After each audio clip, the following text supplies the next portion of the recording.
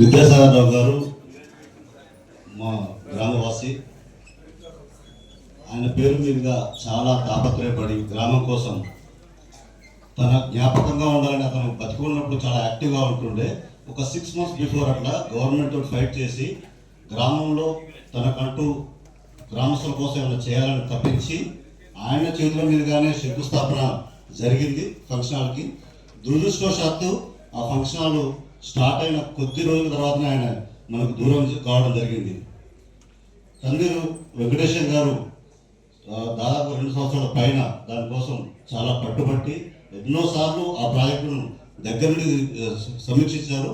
ఇప్పుడు ఆ ప్రాజెక్టు చాలా మంది పేదలకు గ్రామానికి ఎంతో ఉపయోగకరంగా ఉంది. దాంతోపాటు గ్రామంలో ఒక మార్కెట్ యార్డు, అందులో ఒక గుడి నిర్మాణానికి కూడా తన వంతుగా విద్యాసాగరరావు గారి జ్ఞాపకార్థం ఆ రోజు ప్రభుత్వం సహకరించింది.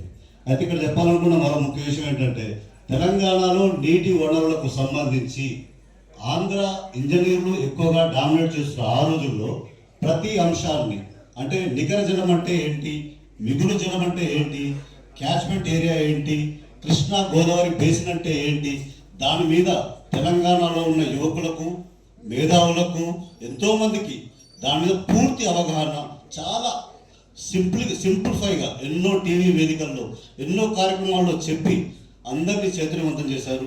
తన జీవితాంతం కూడా చాలా సాధారణంగా జీవించారు.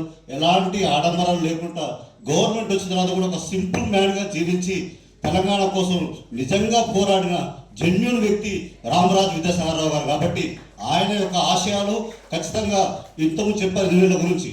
ఒక నవాజ్ జంగ్ అప్పుడెప్పుడో నిజాం కాలంలో, మోసగుండు విశ్వేశ్వరయ్య హైదరాబాద్ వరద నీటి ఆపడం కోసం అప్పుడెప్పుడో ఉన్నారు. కానీ మనం చూసిన లైవ్లో ఉన్న వ్యక్తి రామరాజు విద్యాసాగరరావు గారు తెలంగాణ ప్రాంత ప్రజల కోసం ఈరోజు కోట్లాది లక్షలాది ఎకరాలు పారుతున్నాయంటే, అందులో నీళ్లు తీసుకోగలుగుతున్నాము అంటే ఆయన యొక్క కృషి ఉందనే విషయాన్ని గుర్తుంచుకోవాలి. ఈ కార్యక్రమాన్ని ఇంత ఘనంగా మన రమణ గారు కావచ్చు గుర్తుపెట్టుకొని ఆయన స్మరించుకుంటూ ఇలా కార్యక్రమాలు చేయడం అనేది చాలా ఆనందకాయం. మా అందరం కూడా గర్వకారణం చెప్తూ సెలవు తీసుకుంటున్నాను.